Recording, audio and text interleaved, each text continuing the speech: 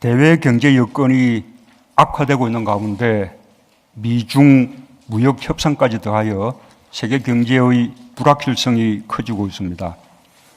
정부는 대외 리스크 관리에 더욱 만전을 기하고 우리 경제의 활력을 높이기 위한 노력에 더 속도를 내어주기 바랍니다.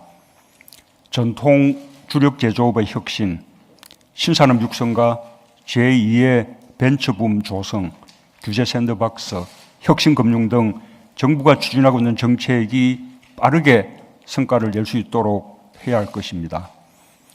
관광 활성화와 서비스 산업 육성 등 내수 활성화에 힘을 기울이면서 민간 투자 분위기 확산을 위한 현장 소통을 더욱 강화해 주기 바랍니다. 재정의 적극적 역할도 중요합니다.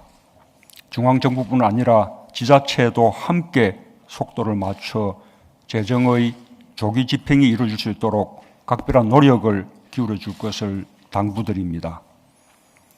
정부의 노력과 함께 국회의 협력도 절실합니다.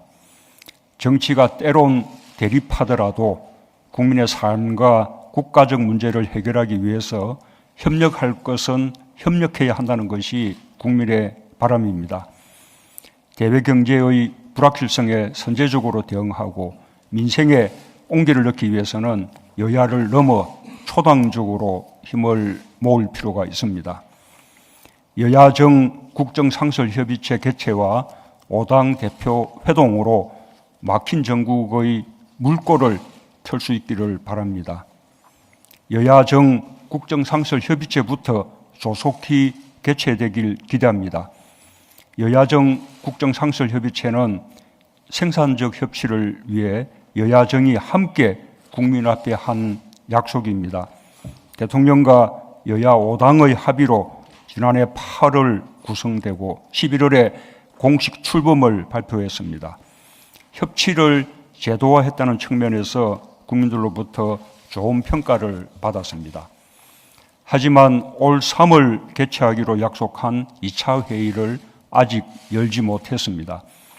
여야정 국정상설협의체의 분기별 정례 개최는 전국 상황이 좋든 나쁘든 그에 좌우되지 않고 정기적으로 운영해 나가자는 뜻으로 합의한 것입니다. 따라서 지켜지지 않는다면 아무런 의미가 없게 됩니다.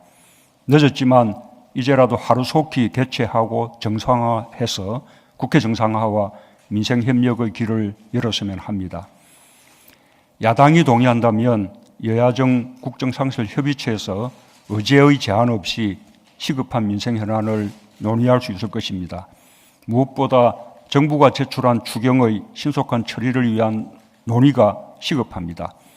추경은 미세먼지와 재난 예방과 함께 대외 경제의 여건 변화에 대응하고 국내 실물 경제와 내수 진작을 위해 긴요합니다.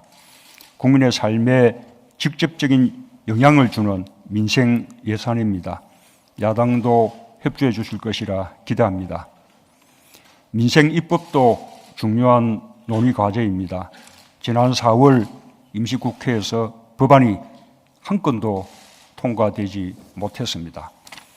당장 급한 탄력 근로제 개편과 최저임금제 결정체계 개편도 미뤄졌습니다.